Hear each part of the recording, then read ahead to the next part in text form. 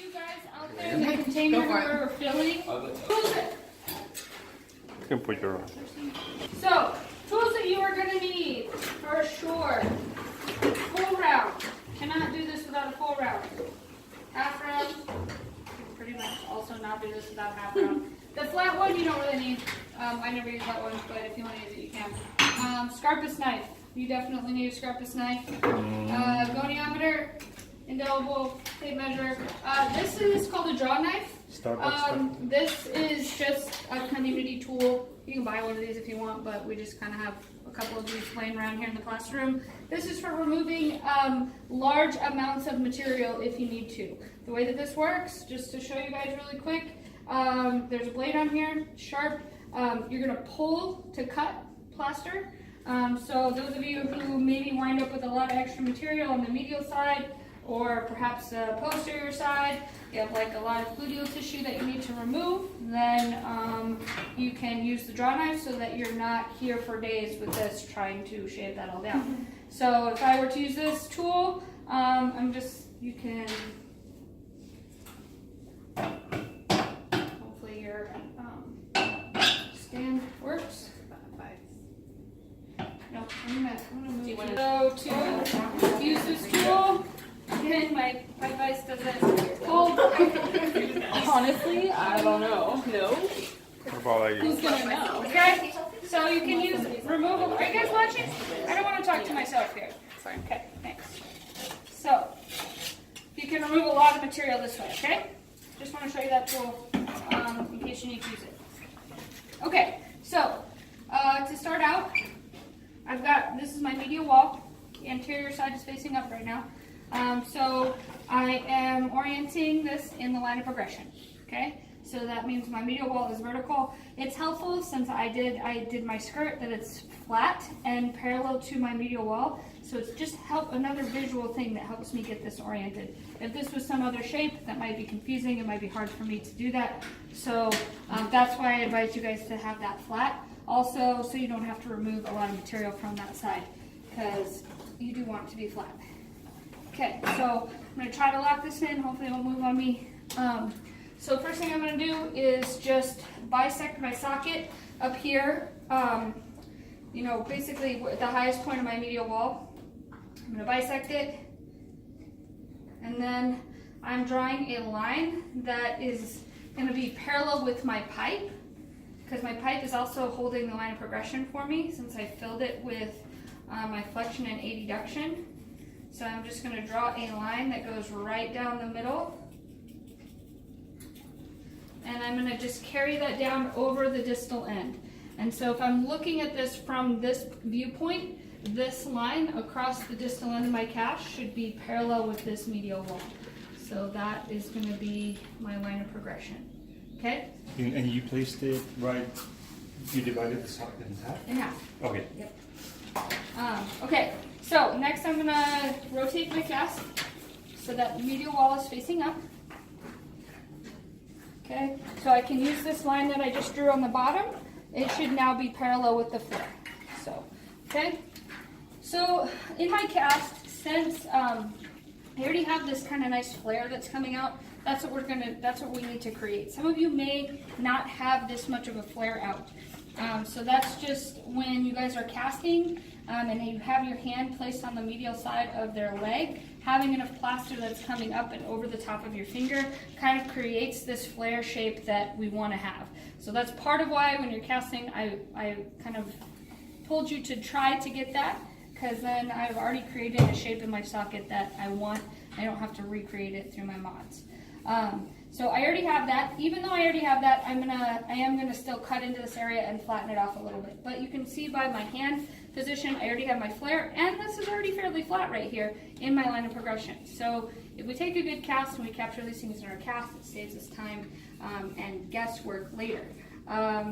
Modifying for transfemoral and your whole socket fit and everything. I mean, we try to do this scientifically, but really it's just kind of an educated guess. So if we can guess less, that's better. So our hand position, so if we know where our anatomical landmarks are and we kind of create the shape during our cast, it saves us guesswork later when we're trying to modify.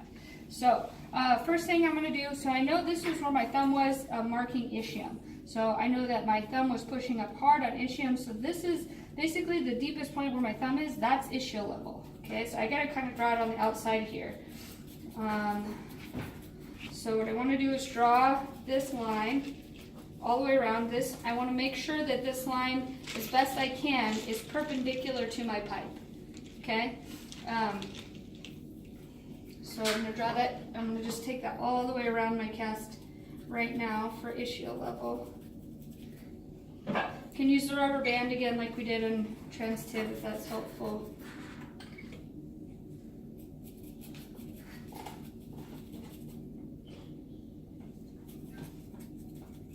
Okay, and then I'm going to measure my lengths off of that, okay? So we have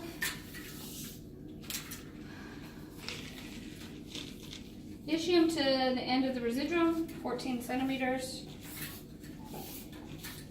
So I'm going to measure from that line, that's ischial level, down to the very end of the limb. And I've got 17.5 centimeters. So I'm a little long based off of my measurement, but like I said, that's better to be a little bit long than to be too short.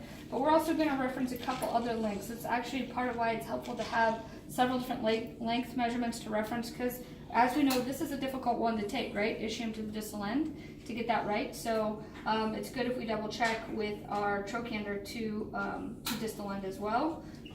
So my trochanter, I marked that in my cast, although it did not transfer over too well.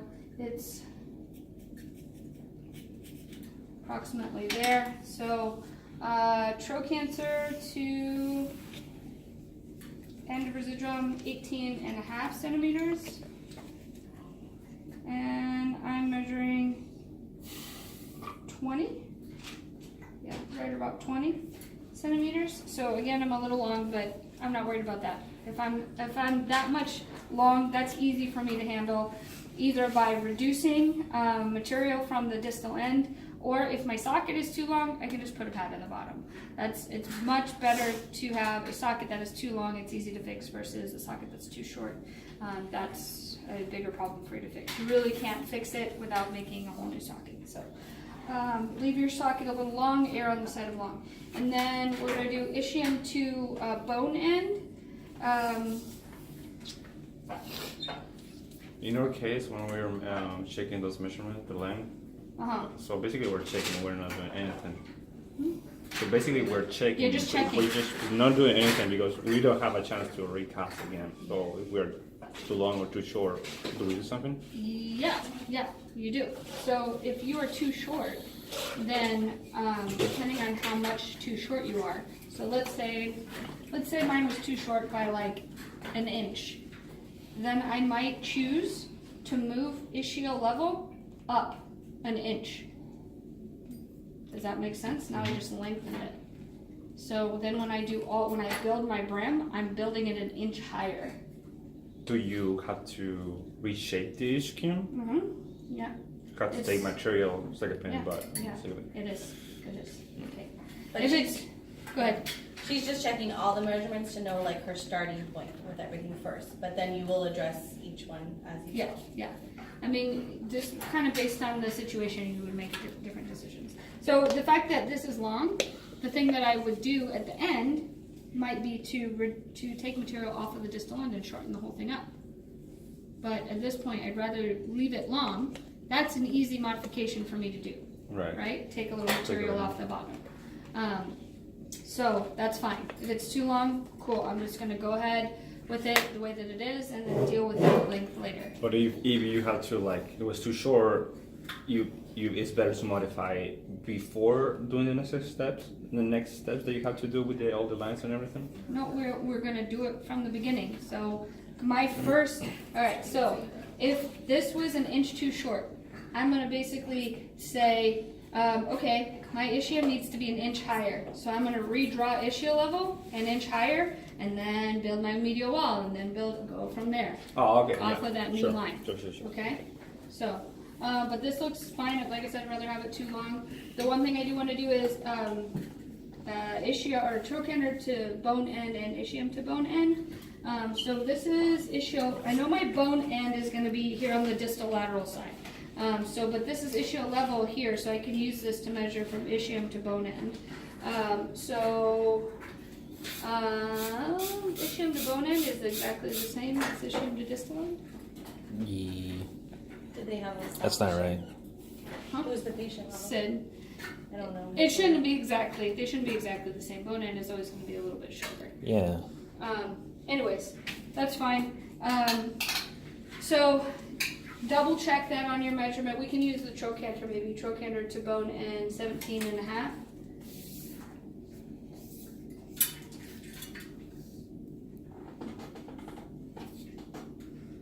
So that looks pretty good for Sid.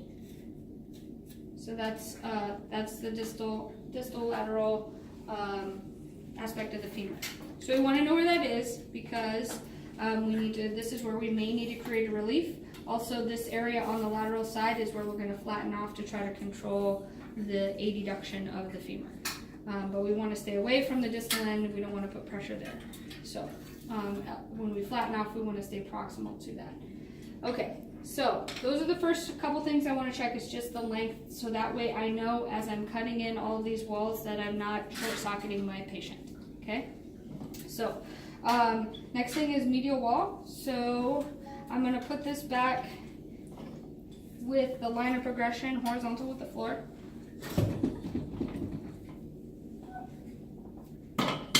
Okay, so 1/4 inch lower than ischia level. That's the height of my medial wall, right? So I'm just gonna kind of eyeball that 1/4 inch lower, maybe up to 1/2 inch, but not much more than that. Okay, so that is gonna be my medial wall. So I need to get rid of this material here. That 1/4 inch, I think that would be where the flare comes up, or your round edge would be like centered on that line, or the top of your round. I will show you right now. So your okay, I'll answer your question as I'm going along here. Yeah. So, okay. as I'm cutting this in, I'm going to cut in, so to answer Indy's question, my Sureform is going to go right below it, okay? Not on top of that, but right below it. So the top edge of my Sureform is going to be on that line, all right? And then as I'm cutting in, so this needs to match the patient's flexion angle. Like I said, if I filled my cast in the correct amount of flexion, then I don't have to think about what angle I'm cutting this in. I'm just going to cut in perpendicular to my pipe and also parallel to the floor because I need this to be parallel with the line of progression, right? So as I'm cutting in, my Sureform should match this line and should be perpendicular to the pipe. So I'm not cutting in like that, or like this, right? So cutting straight down. So as you can see, if this does have some flexion in it, right? If I were to bisect or follow this limb, right? That isn't a vertical line. So this is the flexion. This is the flexion angle, right? And if I were to extend my pipe straight down, which my pipe is vertical, those two lines are not parallel, right? So we have a flexion angle here. Make sense? Okay. So that's flexion angle. Like I said, I don't need to worry about that, especially you guys all had alignment lines, so you're doing this pretty accurately, really. So I'm just going to cut straight in. Is the flexion angle with the added 5 degrees, or do you add that in advance? I don't add 5 degrees. So just what you measure? Just what they measured. Unless their patient was 0, then I would add 5 degrees. But if they had some flexion already, then I don't do that if that's 5. Especially with Transfem, because it's not unusual for a patient to have like 5 to 8 degrees of flexion already, and then when you add 5, now you're at like maybe 18, right? That's a lot. That's a lot of flexion, pre-flexion to have. So basically, I'm just cutting in straight down to take off that material. I can go, for me, since I already had that flare kind of out, I'm not having to do a lot here. I'm just going to remove this material down to the depth where my hand was. For some of you though who don't have that flare, you're going to cut in the full depth of the Sureform, and you're going to end up with a little lip on this side, and then you'll just flatten that off. So just cut straight down the full depth of the Sureform and then flatten off beneath it. And then if you need to go a little bit more, cut in again and then flatten off. Okay? How much of a flexion contracture can you accommodate for in the plaster mold? Is it still 15 degrees because of the componentry, or is it more? No, I mean we can accommodate more than 15 I wouldn't degrees. say no more than but 30. I think you would send them to PT Yeah. if it's 30 degrees or more. Yeah. Is what I think I remember. It gets kind of hairy when it gets to alignment. When you are accommodating a Do we flexion. have that? Or? Okay. So it just because the weight line gets shifted so far back, then all the componentry has to go back too, so that the weight line will be interior to everything, and so it gets really weird.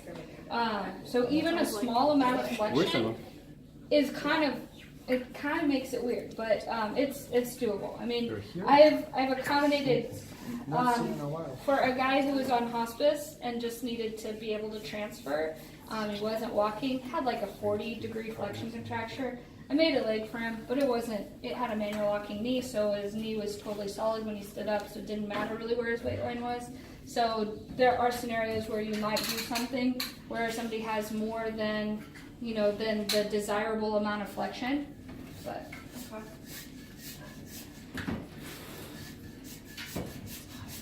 What's the ratio for vermiculite to plaster? oh, I don't know. I just put one scoop. scoop. Yeah. No, not You one just and one. add a scoop Yeah. to the plaster mix. Yeah, I like a scoop and a half to the plaster after. Okay. Yeah. So that line, you're cutting the parallel board?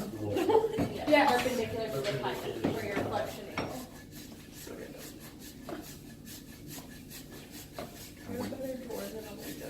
I went to the angle.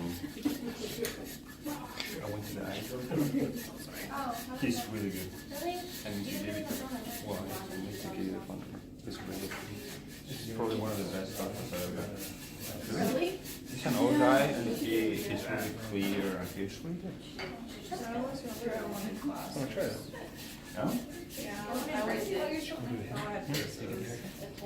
Okay, so you see how I'm getting this little lip right here? That's what some of yours is going to look like, and that lip's going to go all the way across. That's fine. We're going to take that away right now. So then I'm going to take my half round, and I'm going to take that lip off, and just sort of flatten this area beneath that flare that I just created. Yeah, that's what she's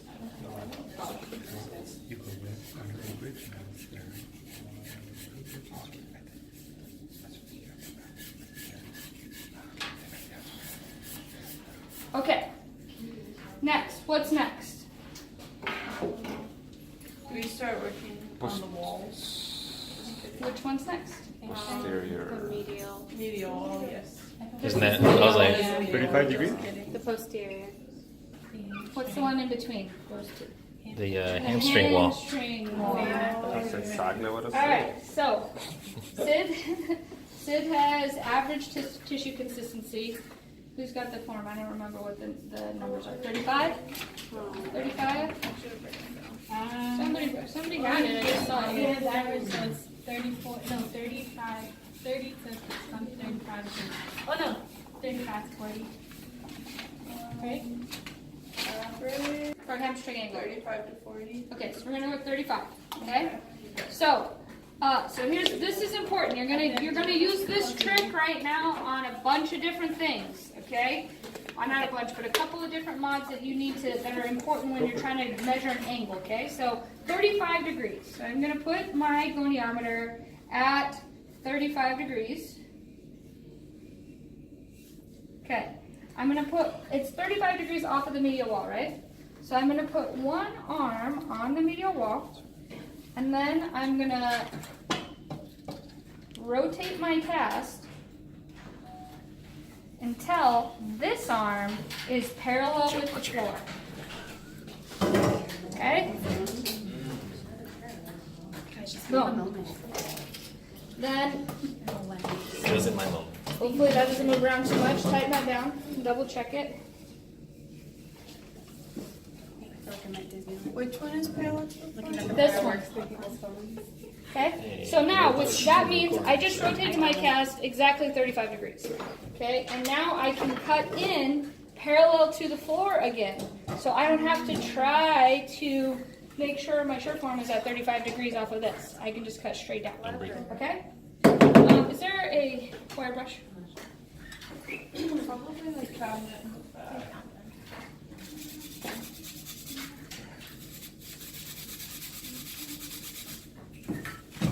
Oh, I just got a piece of my eye. Okay. Simon! Why are you calling Simon?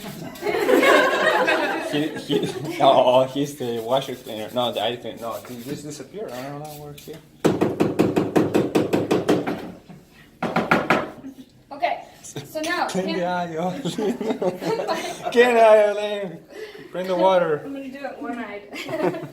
Okay, so hamstring angle, it gets cut in at ischial level. So same thing like I did over here, where it was a 1/4 inch below where the top of my shirt form was in line with that line that was a 1/4 inch below. Now I'm gonna align the top of my shirt form with ischial level. Okay, again, I'm going to cut in perpendicular to my pipe, parallel with the floor, and I'm going to cut straight down, basically to the depth of my thumbprint there. So this is going to take a little while. Look, you heard you. Put one of those round on the end of the drill. What's the advantage of wearing glasses? No, it's at ischial level. So it's not the same level as the medial wall. It's higher. So the court basically, it should be a 1/4 inch higher, right? Yep. So it's kind of easy to want to start to do this. Make sure you're still cutting in parallel with the floor. Like I already started to get a little angle there, so I have enough, I can correct it here. So you're gonna run into your medial wall that you just created here. That's okay. We'll wind up having to probably add a little plaster back to get this transition here from the medial to as we go into like our medial containment wall and then our posterior. So that's fine. I'm removing some material here that I will have to add back later, but this is important for me to be able to get these planes that I need.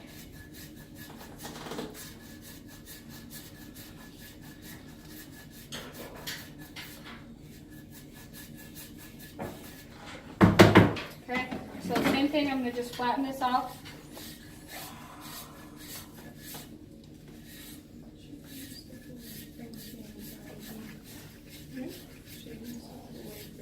You fart? I know, I'm dying. I requested that AC stay on after 6 o'clock, That is super, but huh? it has not been initiated yet. Where's the control? Has not been a priority yet. Starts at 1% at a time. Okay, I know, everybody?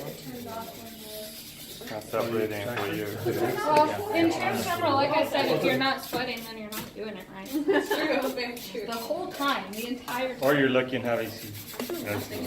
Or Which you is don't, we're just recording. or you don't schedule Transfemoral in Gain the summer. I don't know. camera angles. That's one way to do it. Or you're not human. You're an animal. Or You you're don't not sweat. human. You don't Yeah. sweat. Botox and thing. There's people that don't sweat. Yeah, Botox. Yeah, Where you my red? hair You won't is sweat? like, Looks poor like you're girl. That's why she's hot all the time. The botulism Oh, really?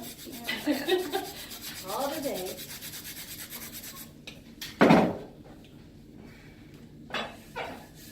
Oh, really? That's why you need so much water.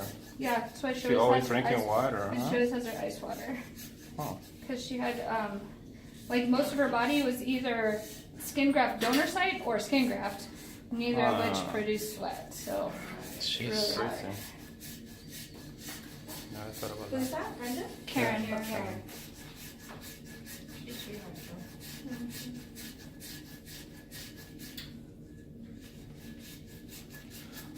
Eileen, when we came into the lab and we saw the guy sitting in the chair with the red shirt, I was like, I got afraid. And you're like, the other one's afraid. And I was like, if I get that guy, I mean, it's gonna be the challenge of my whole career here. I was definitely scared. I was like, okay, that goes Chris. We were the first ones there, right? Joe and I were. Yeah. I'm like, well, it is what it is. He really wants to be a patient model, but I had to tell him. no. I had to tell him. I'm sorry. I totally know. Not my first experience. Hey, that I know. That's why I said it. Eileen, make it a challenge for second or third years. Be like, That's still us, man. That's you. not sorry for third or fourth or whatever. Actually, we'll do like a challenge. It will be interesting. Because you can cast him, you can cast anybody. I was thinking in physics how to put like ischemic pressure, Limiting the science all, technique. all, That's all it. sorts of levers. He's ready to go. His limb is pretty short too. Oh Like, man, everything is super and hard. he's lost like 130 pounds. He's lost. So, yeah, so he's just his skin is just like hangs Oh, off boy. him, you know. So, Is he realistically? I want to see that measurement to the residual limb and to difference to bone. Eileen, realistically, is he like? Could you make a prosthesis for him, or just too much tissue? He's like this, and and then goes Like, here. he would just be all over the he place. should get a limb. I actually advised him to go to his prosthetist and he has a prosthesis, but it was made when he was 130 pounds heavier. But would it be extremely stable since there's so much tissue? It would just be all over. No, but it wouldn't. But it would be better for him to be able to stand up at least a little bit. That's true. He's just getting contracted sitting like that. So, and he wants to walk, and if he's going to walk later, then he needs to get out of that chair as much as possible. And it might help with his weight. You got a bypass? You got a bypass? I don't know. Maybe. I didn't ask him how he walks all the way. Yeah. But I would assume. Yeah. It's like just I don't believe a different way. And I'm like, Lose it's weight starting to get when heavy. you're like that big. Out of nowhere. Start leaning back. There might be one in the other lab. I don't know. So who's sweeping the floors today? You all Now, are. any question? That'd be No, great. really with that. So Or you do could dress them. like practitioners tend to make I mean, I wonder how much of like big people practitioners refuse to do that. Yeah. And only if they do that, or it's like the preference use a wheelchair, you know. Depends on the patient. I've had patients over 400 pounds that I've treated. And there are some limiting factors. That's not just their weight, but it's more so like their strength in their arms or their other leg to be able to support them as they walk. If they have flexion contractures because they've been sitting for a long time, then that could be a huge limiting factor. I had one woman who had been like literally sitting for probably like 6 years. Oh, wow. And then she came in, she was really overweight and she had a very short residual limb, and there was no there was no way I could do it for her. There's even like componentry for that amount of weight? Sure, That much? we have components that are weight rated up to 500. Yeah. And somebody like that isn't going to be doing. I mean, you're talking like K1 or transferring at best, you know. So they're not a community ambulator. They're going to be walking in their home or just for PT to begin with. So level surfaces, you can put just really basic components on them to get them going, and then maybe as time goes on, they, they lose some weight, they become more mobile, they build some strength and endurance. That's another factor is their cardiovascular health. There's a lot of patients who come in with they bring an oxygen tank with them, they have COPD, they have other issues that might prevent them from really walking, but you can help them at least get out of their chair. Just getting up and standing, even for like a few minutes a day, is just good for your overall health, right? It improves digestion, improves blood flow, all kinds of stuff. So if you can even provide that for somebody, then that's still worthwhile. I have a question. Yeah. How do you know how far To go on this? Well, not necessarily how far down, Oh. but how far this way. Oh, no, I'm gonna have to build this back up. Okay. Yeah. So So, and this medial wall, Amber, so you know, should be a half an inch shorter than the net AP. So, so my trim line, just so you guys have an idea of what the trim line is going to look like. So this is where my ischium is sitting, right here. My trim line is going to come up above this, and then it's going to dip down probably right about there. So I'm going to have to build this little area back up. I'm going to have to add some plaster back in there. But that's fine. I needed to create this. See, this is actually going to be where, this is my inferior containment wall. So this is where he's actually going to be sitting, creating a horizontal surface where he's actually going to sit. Okay. So this little thumbprint, I'm not going to take this down to that full depth. I think that's probably a little bit much. I may come back and take it down some more depending on my AP, but I'm going to stop there for right now. I am just going to flatten off in this same kind of plane, just distal to that a little bit. How do you work around patients that have bed sores because they're sitting so on, or they have? They gotta heal. They gotta heal probably most likely before you can. If the bed sore is in a location where I need to put pressure in the socket, then they gotta get off it some other way and heal.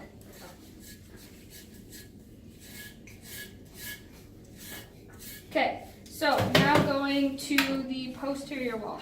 So the posterior wall is going to be 90 degrees off of medial. So I still have this flat surface here for my medial wall. So I'm going to do the same thing. I'm just going to put this at 90 degrees, put this on my medial wall, and then rotate my cast. Or I can just put my medial wall so that it's vertical, right? That'll be 90 degrees from the posterior. So a couple things going on here. Oops. With the posterior wall. So my trim line, so I started to draw that trim line.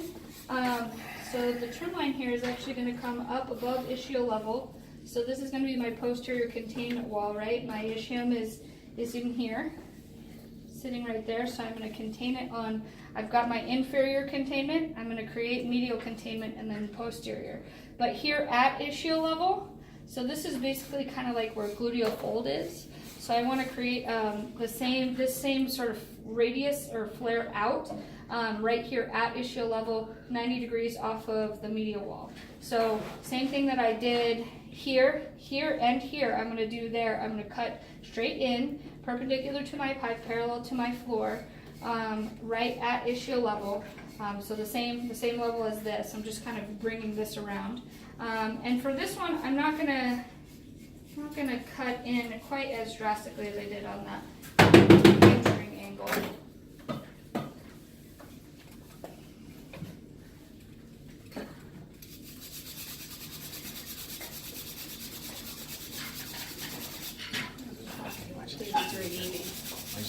This is PNKC. There they go. Hi. This is also like a preview of Guatemala. Yeah. It's probably sweatier in Guatemala. Noisy, humid. But no Be dress. outside. Eileen, you have your What's the dress code over there? Or With nothing? your thumb like Yeah, it is. Yeah. Ideally, I probably should cut just a little bit lower than that, but I'm not worried about it. All it's going to do is make my socket a little longer. Right. Okay. Okay. So my posterior wall, I'm going to make sure that this is 90 degrees off medial, cutting straight in.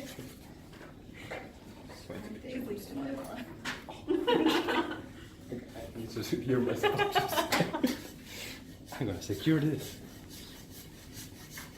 So for this one, I'm probably just going to cut in about the depth of my shirt form, my full round.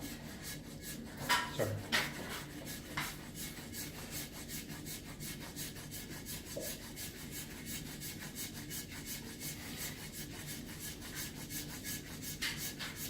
So all of these, I know, like when you're doing this, you're like, dang, this looks crazy. How could this possibly fit somebody with all these hard angles? But we're going to make all of these nice and soft and round before we're done. I think if you want to switch to that other one, I think it works much better. hold Just it, give but me a hammer or something. it's I up can to just you. tap that. Hammer, right now. There's one around the corner.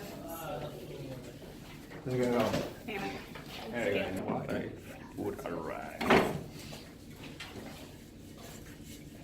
Oh, What about putting a rag on the pipe? You had it good earlier. Oh, Alright. Thank you. make it work. Bye.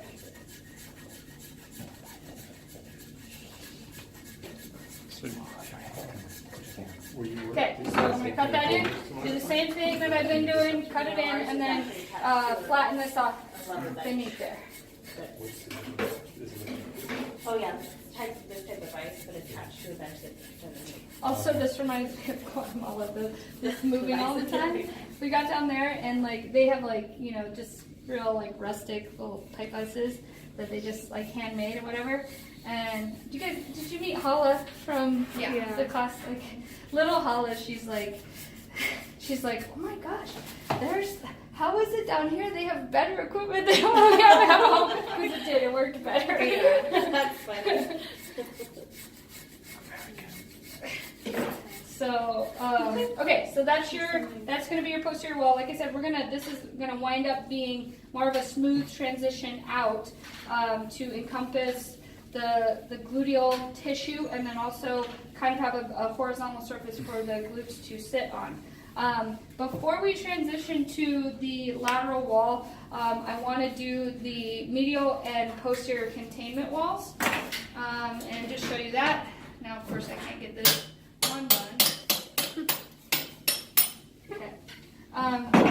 So for the medial containment wall, my ramus angle. What did we have here for ramus angle? 32. Okay, so that's also going to be measured off of the line of progression, or the medial wall. So I'm going to do the exact same thing that I did before. So I'm going to put this at 32, or 30, that's easier. And then I'm going to put this on the medial wall, rotate the cast until this arm is parallel with the floor. Okay, lock that in. Okay, this one I'm going to use this short form, not the full round, because this is about the width that I want that containment wall to be, or about the height. So this is the perfect, and it also creates a little flare out at the top for me. So this is a good tool. So anyway, I'm going to cut in again, just like I've done before, perpendicular to my pipe and parallel with my floor, but just with this. David, are you making fun of me? No, I'm laughing about me actually. Okay. And you're above. Oh yeah, so I'm going above ischial level. Okay, so this is that trim line where I showed you that area that was going to be the medial containment wall. So that's where I'm cutting in. Okay. I thought that you were getting too good, too close to me, my power. How wide is that area? Like 2 inches, 2.5 inches? This way? Yeah. So it should be, so if this is my ischium, then I would want to go anterior to it, probably about a 1/2 inch to 1 inch. Okay. We can always trim this back, so I would rather have this a little more material there, and I can always trim it back to allow the ramus to exit. So this is where the ramus is going to actually exit out of the socket. So you can always cut it back if I it's can always falling. trim it back a little bit if it's getting, if it's And the height impinging would be on the width of the shear foam? Yeah, the height is the width of the shear foam. Okay. So I usually draw, I drew a trim line there, and so I'm actually just taking it up to that line that I drew.